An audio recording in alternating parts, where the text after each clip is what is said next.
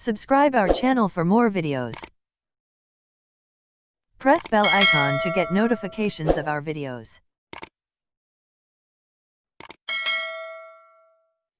नमस्कार दोस्तों, स्वागत है आपका हमारे YouTube चैनल महेश प्रजापति में। आज हम करने वाले हैं 10th क्लास का ज्योमेट्री का 7th लेसन मेंसुरेशन का प्रॉब्लम सेट 7।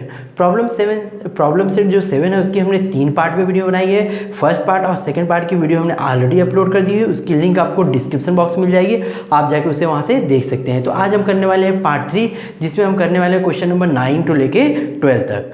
तो अगर हमारे चैनल पे नए हैं, हमारे चैनल को सब्सक्राइब कर लीजिए और साइड में दी गई बेल बटन जरूर दबाइए, जिससे आने वाली एजुकेशनल से रिलेटेड टिप्स की वीडियो और मोटिवेशनल की वीडियो आपको लगातार मिलती रहे। तो चलिए स्टार्ट करते हैं आज की वीडियो।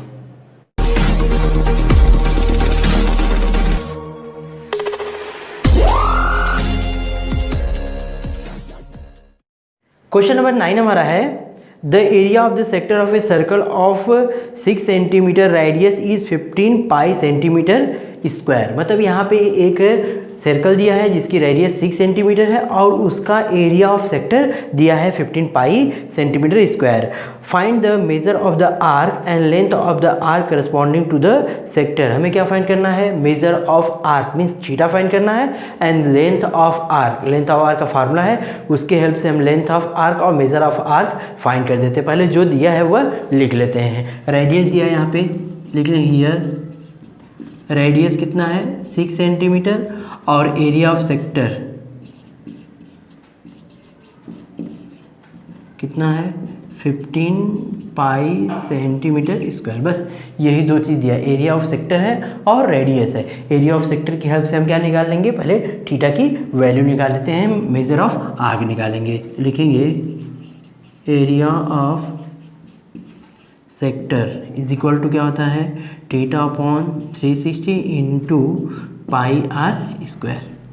एरिया ऑफ सेक्टर हमारा कितना दिया है 15 पाई, तो हम यहाँ पे कितना रखेंगे 15 pi is equal to theta की वैल्यू हमें फाइंड करना है, एज इट इज लिखेंगे 3/360 इंटू पाई की वैल्यू नहीं लिखेंगे क्योंकि पाई से पाई कैंसिल होने वाला है, तो पाई को एज इट इज रखते हैं और आर की वैल्यू कितना रखना हमें 6 का स्क्वायर मतलब 6 इंटू 6। अब यहाँ से पाई हम कैंसिल कर देते हैं, तो बचेगा हमारा 15 is equal to theta upon 360 into 6 कितना हो जाएगा 36। अभी यहाँ से भी हम इसको कैंसिल कर सकते हैं, कैंसिल हो जाएगा कितना आ जाएगा 10 आ जाएगा, तो 15 is equal to theta upon 10। अब क्रॉस मल्टीप्लाई कर देते हैं, 10 को उस साइड भेज देते हैं, तो theta is equal to 15 into 10, so therefore theta is equal to कितना आ गया 150 degree. Measure of measure of arc हमने फाइंड कर दिया। अब हमें क्या फाइंड करना है? Length of arc. उसके लिए देखिए फार्मूला है, 2 फार्मूला है लेंथ ऑफ आर्क निकालने के लिए। एक तो कौन सा है length of arc is equal to theta upon 360 2 pi R, इस तरह निकाल सकते हैं। या दूसरा एक फार्मूला है एरिया ऑफ सेक्टर का ही, जिसमें है area of sector is equal to half into L into R, L means length of R. तो वहाँ से हम क्या कर सकते हैं आसानी से निकाल सकते हैं। लिखेंगे area of sector is equal to half into L into R. L means क्या होगा लेंथ ऑफ आर्क और आर मीन्स रेडियस, और एरिया ऑफ सेक्टर पहले से दिया है तो हम आसानी से निकाल लेते हैं। एरिया ऑफ सेक्टर हमारा कितना है 15 पाई, यहाँ पे रखेंगे 15 पाई 1/2। लेंथ ऑफ आर्क हमें क्या करना है फाइंड करना है, और रेडियस कितना दिया है 6, इसको कैंसिल कर दे कितना आ जाएगा 3 एल इंटू 3, और यहाँ पे हमारा क्या है 15 पाई एज इट इज है। एल की वैल्यू फाइंड करनी है, लेंथ ऑफ आर्क फाइंड करना है, ये इस साइड क्या हो जाएगा डिवाइड हो जाएगा। Length of arc is equal to 15 pi upon 3, so L is equal to कितना हो गया 5 पाई, 3 5 15 और 5 पाई सेंटीमीटर, ये सेंटीमीटर में और ये डिग्री में। सो लास्ट लाइन लिखिए, so therefore the measure of arc is equal to 150 degree and the length of r is equal to 5 pi centimetre. इस तरह यहाँ पे क्वेश्चन नंबर 9 हमने कंप्लीट कर दिया।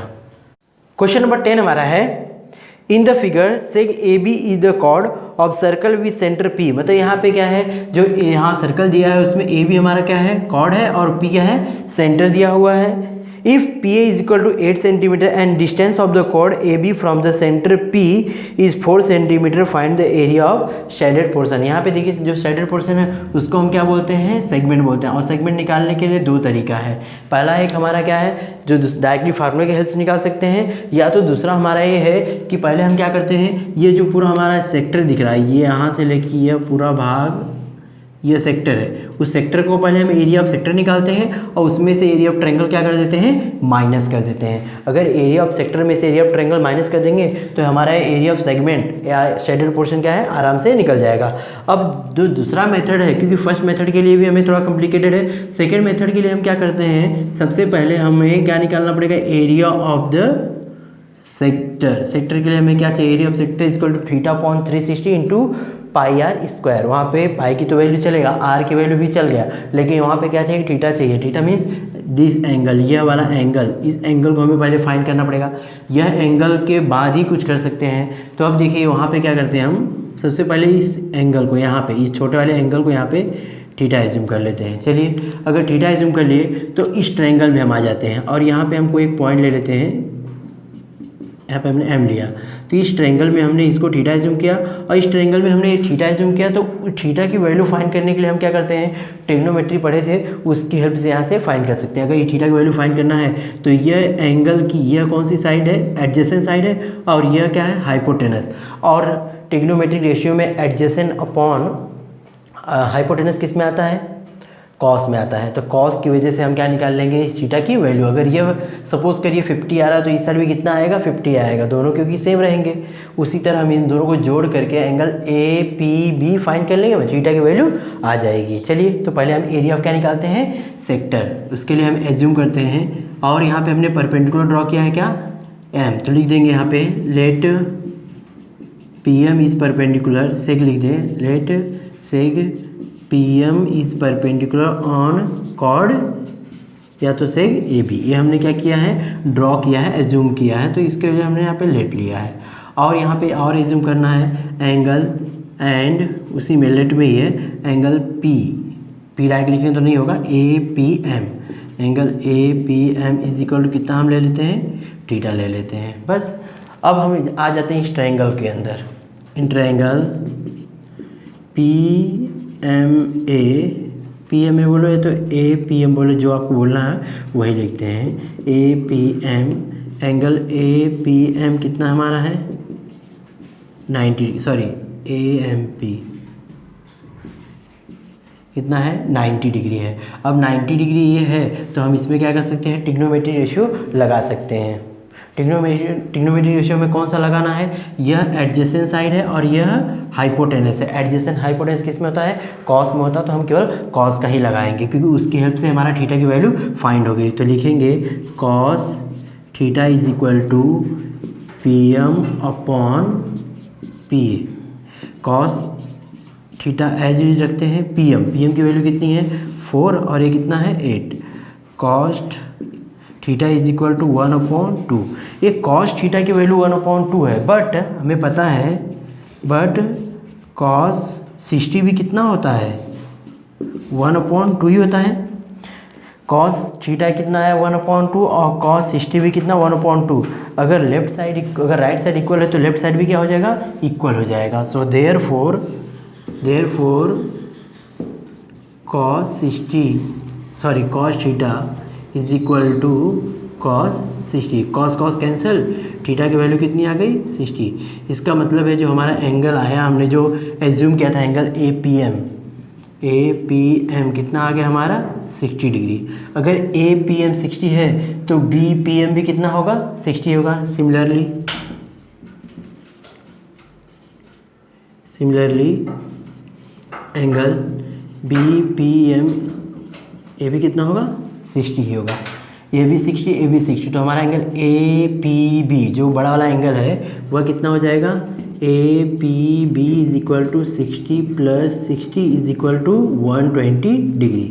अब हमारा जो यह सेक्टर निकालना है पूरा, उस सेक्टर के लिए थीटा की वैल्यू हमें मिल गई। तो हम यहाँ पे लिखेंगे एरिया ऑफ, R की वैल्यू लिख देते हैं, हमने R लिखा नहीं यहाँ पे, R is equal to 8 centimetre and theta is equal to 120 degree. So area of sector इसको शॉर्ट में भी हम लिख सकते हैं। एरिया ऑफ सेक्टर के लिए क्या लिखते हैं, area of sector P dash A B, ऐसा ही, या तो पूरा लिखिए आप, area of sector is equal to theta upon 360 into pi R square. Theta की वैल्यू कितना रखना है 120, ये कितना हमारा 360 इंटू पाई की वैल्यू 3.14 रखते हैं, क्योंकि आर जो है यहाँ पे 7 से कैंसिल होने वाला नहीं है, इसलिए हमने 3.4 रखा। अगर यहाँ पे आर की वैल्यू 14 होती, 7 होता है, 49 होता है, अगर 7 का मल्टीपल होता तो 22/7 रखते हैं, लेकिन यहाँ पे नहीं के 8 है जो 7 का मल्टीपल नहीं, इसकी वजह से हमने 3.14 रखा। आर का स्क्वायर मीन्स 8 इंटू 8, कुछ कैंसिल हो रहा है, कैंसिल करते हैं, 0 0 कैंसिल, 12 1 जा 12, 3 जा 36 हो गया। अब ये सबका आपस में मल्टीप्लाई करना है और 3 से क्या करना है, डिवाइड करना है। 3.14 इंटू 8 8 जा 64/3, इसको मल्टीप्लाई करेंगे तो यहाँ पे आएगा 200.96/3। अब इसको हम 3 से डिवाइड करेंगे तो 66.99, यह हमारा सेंटीमीटर स्क्वायर। ये हमारा क्या आ गया, area of sector. Area of sector निकालने के बाद हमें क्या निकालना पड़ेगा, एरिया ऑफ ट्रायंगल। अब इस ट्रायंगल के बारे में देखते हैं। ट्रायंगल के लिए हमें क्या क्या चाहिए, हाँ, एरिया ऑफ ट्रायंगल होता है half into base into height. तो यहाँ पे तो हाइट दी गई है लेकिन बेस नहीं दिया है। बेस हमारा क्या है ए बी, हमें पहले क्या निकालना पड़ेगा, ए बी निकालना पड़ेगा। तो हम इस छोटे वाले जो ट्रायंगल दिख रहा है, इस ट्रायंगल में पाइथागोरस लगा करके क्या निकाल लेते हैं, पहले ए एम निकाल लेते हैं। ए एम आ जाएगा, ए एम का डबल कर देंगे तो क्या हो जाएगा ए बी। क्यों, वो बताएंगे हम आपको।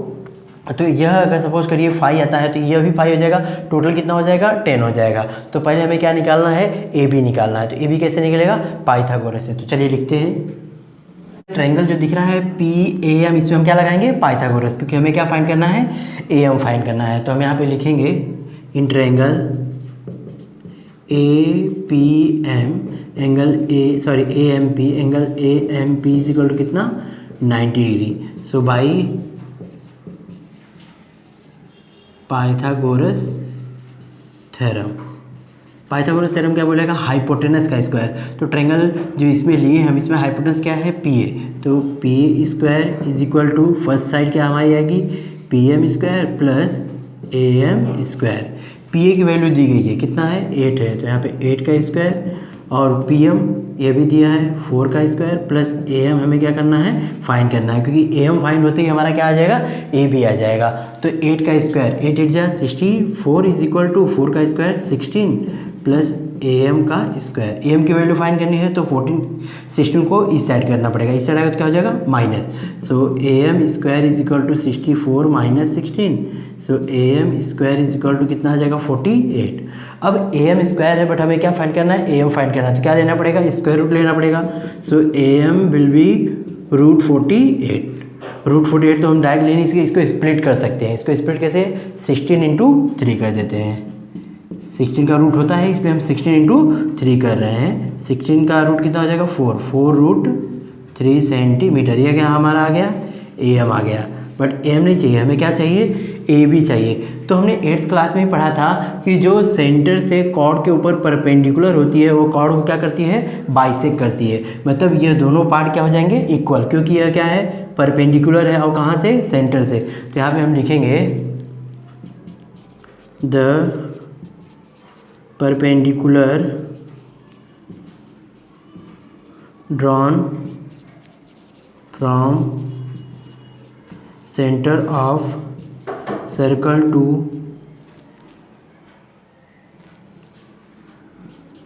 chord bisects the कॉर्ड की वजह से बाइसेक्ट करती है। इसका मतलब ए एम और एम बी इक्वल होगा, और ए एम किसका हाफ होगा, ए बी का, या तो ए बी किसका डबल होगा, ए एम का। तो हम डायरेक्ट लिखेंगे A B is double of A M. अब ए बी की वैल्यू फाइंड करनी थी तो 2 डबल ऑफ ए एम कर देते हैं। ए एम कितना है 4 इंटू √3, यहाँ पे वैल्यू पुट कर देते हैं। So A B is equal to 2 into 4√3। तो ए बी की वैल्यू कितनी आ जाएगी 8√3। ये आ गया हमारा ए बी। अब ट्रायंगल के लिए जो हमें ट्रायंगल की एरिया फाइंड करना था उसका बेस भी हमें पता है और हाइट भी पता है, तो डायरेक्टली हम एरिया निकालते हैं। Area of triangle A P B is equal to half into base, base क्या हमारा है ए बी और हाइट क्या है पी एम, रख दिए। वैल्यू रखना है हाफ इंटू बेस, बेस कितना हमने निकाला था 8√3 into P M, P M की वैल्यू कितनी थी 4, ये इससे कैंसिल कर दिए, कितना आ जाएगा 2 का 8 में इंटू कर देते हैं 16√3। लेकिन यहाँ पे देखिए √3 की वैल्यू दी गई, √3 की वैल्यू दी गई 1.73, सो यहाँ पे हम पुट कर देते हैं 1.73, इसका मल्टीप्लाई कर देंगे आएगा 27.68 सेंटीमीटर स्क्वायर। हमने यहाँ देखिए दो निकाला एरिया, पहला एरिया किसका निकाला है एरिया ऑफ सेक्टर, दूसरा एरिया ऑफ ट्रायंगल। अब हमें क्या फाइंड करना है एरिया ऑफ शेडेड पोर्शन, और शेडेड पोर्शन फाइंड करने के लिए क्या करेंगे हम सेक्टर में से किसको माइनस कर देंगे ट्रायंगल को। तो हमारा लास्ट स्टेप है, लिखेंगे area of shaded portion is equal to area of sector minus area of triangle A P B. Area of sector हमने कितना निकाला है 66.99 माइनस यह 27.68, माइनस कर देते हैं 13.93 सेंटीमीटर स्क्वायर, 39.31 सेंटीमीटर स्क्वायर। इस तरह हमने यहाँ जो शेडेड पोर्शन था उसका एरिया फाइंड कर दिया। इस तरह क्वेश्चन नंबर 10 हमने कंप्लीट कर दिया। क्वेश्चन नंबर 11 एंड 12 हमारा एक्टिविटी बेस्ड क्वेश्चन है, उसको मैं आपको टेक्स्ट बुक में ही सॉल्व करके डायरेक्टली बता देता हूँ। क्वेश्चन नंबर 11 कुछ इस तरह दिया हुआ है, in the figure square A B C, देखिए A B C D is inscribe in the sector A dash P C Q, मतलब यह जो स्क्वायर दिया गया है यह किसके अंदर है एक सेक्टर है उसके अंदर इंस्क्राइब किया गया है। And the radius of the sector C dash B X D, मतलब ये जो छोटा वाला हमारा दिख रहा है सेक्टर, यह सेक्टर इसकी रेडियस कितनी दी गई है 20 सेंटीमीटर, ये भी 20 है ये भी 20 है, मतलब इसका मतलब कि ये जो स्क्वायर है उसकी साइड भी कितनी हो जाएगी 20 हो जाएगी। Next complete the following activity to find the area of the shaded region, और जो शेडेड रीजन है उसका हमें एरिया फाइंड करने के लिए एक्टिविटी को कंप्लीट करना है। तो बहुत ईजी है, ध्यान से देखिए। सबसे पहले क्या करते हैं हम, इस जो हमारा स्क्वायर दिख रहा है उसका हम एरिया निकाल लेते हैं। उसका एरिया समझ कर निकाल लिया, उसके एरिया में से जो ये अनशेडेड पोर्शन है यह क्या हमारा है, यह हमारा एक सेक्टर है, और उस सेक्टर का हम क्या करते हैं माइनस कर देते हैं। मतलब क्या करना है हमें पहले पूरे इस स्क्वायर में से हमें किसको माइनस करना है, जो शेडेड पोर्शन है अनशेडेड पोर्शन है उसको हमें माइनस करना है, इसको हमें माइनस करना है। तो चलिए एक्टिविटी के हेल्प से बहुत आसानी से हम इसको सॉल्व करते हैं। यहाँ पे क्या दिया सॉल्यूशन में, side of square A B C D is equal to radius of sector C dash B X D, मतलब जो यह ए बी सी डी की साइड होगी किसके इक्वल होगी radius of C dash B X D के, और इसकी रेडियस कितनी दी गई है 20 centimetre. So therefore side of quadrilateral A B C D कितना आ गया 20 सेंटीमीटर। साइड अपने को पता चल गया, हम उसका क्या निकालते हैं area. Area of square is equal to होता है side square, side square means 20 का स्क्वायर, 20 का square 20 into 20 it will become 400 centimetre square. यह पॉइंट नंबर 1 हो गया।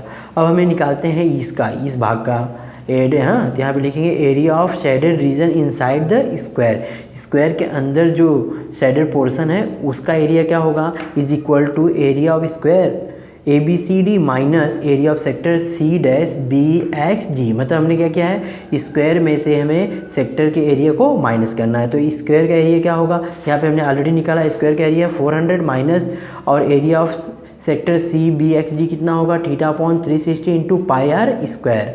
आर की वैल्यू हमें पता है कितना है 20 का स्क्वायर कितना हो गया 400 रख दिया, 400 अपॉन 1 और पाई की वैल्यू 3.14 और थीटा कितना होगा 90, क्योंकि यह क्या होगा एंगल 90 डिग्री, स्क्वायर है तो 90 डिग्री होगा।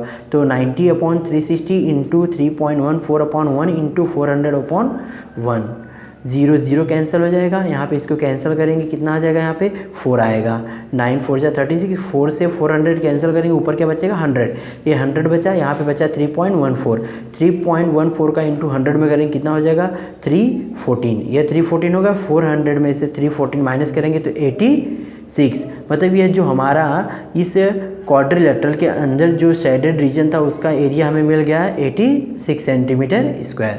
अब हमें बचा है कौन सा, यह निकालना है, लेकिन उसके लिए कंडीशन दिया है कि radius of the bigger sector, जो बिगर सेक्टर उसकी रेडियस मतलब ए क्यू या तो A P is equal to किसके होगी, length of the diagonal of the square, square के डायगनल। और स्क्वायर का डायगनल निकालने के लिए फार्मूला क्या बना है हमारा, √2 इंटू साइड, और साइड हमें पता था कितना है 20 है, तो 20√2 मतलब 20√2 ही हमारा क्या आ गया, radius of the bigger sector. अब हमें निकालना है कौन सा पोर्शन, यह पोर्शन और यह पोर्शन निकालना है। तो उसके लिए क्या करना पड़ेगा, बड़े वाले सेक्टर में से हम क्या करते हैं, इस स्क्वायर को ही माइनस कर देते हैं, तो यह जो ऊपर का दोनों पार्ट है वह निकल जाएगा। तो लिखा है यहाँ पे area of the shaded region outside the square is equal to area of the sector A'(P'(C') बड़ा वाला sector minus area of square, area of PCQ is minus area of quadrilateral ABCD। Area of quadrilateral ABCD मतलब ये क्या है, square है, square क्या हो, side का स्क्वायर, साइड का स्क्वायर मतलब 20 का स्क्वायर। और ये क्या है हमारा सेक्टर, सेक्टर का फार्मूला पता है, ये θ/360 इंटू पाई आर स्क्वायर। पाई की वैल्यू कितना, थीटा की वैल्यू कितना रखना 90/360 इंटू पाई की वैल्यू 3.14 इंटू आर यहाँ पे दिया था 20√2 का स्क्वायर, 20 का स्क्वायर कितना हो जाएगा 400, और √2 का स्क्वायर कितना हो जाएगा ओनली 2 हो जाएगा, क्योंकि रूट से स्क्वायर कैंसिल हो जाएगा, ओनली पूछेगा 2, तो 400 इंटू 2 और यहाँ पे 3.14, और यहाँ पे कैंसिल हो रहा है हमारा, 0 से 0 कैंसिल हो जाएगा, 9 से इसको कैंसिल किया, नीचे क्या आएगा 4 आएगा। अब उसको आप कैंसिल करिएगा तो यहाँ ऊपर हमारा कितना बचेगा 314 इंटू 2 बचेगा, 314 इंटू 2, और उसका मल्टीप्लाई कर देंगे तो कितना आ जाएगा 628 यहाँ पे हो गया। और ये एरिया ऑफ क्वाड्रिलेटरल तो हमें पता था 400 है, 628 में से 400 माइनस करेंगे 228। अब 228 हमारा क्या है, यह जो ऊपर वाले पार्ट का एरिया है और नीचे वाले पार्ट का हमने अंदर जो था यहाँ पे उसका कितना निकाला था 86, तो लास्ट में लिख देंगे total area of the shaded region is equal to 86 plus 228 is equal to 314 square centimetre. तो यहाँ पे हमने जो शेडेड रीजन था उसका एरिया फाइंड कर दिया। इस तरह क्वेश्चन नंबर 11 कंप्लीट हो गया।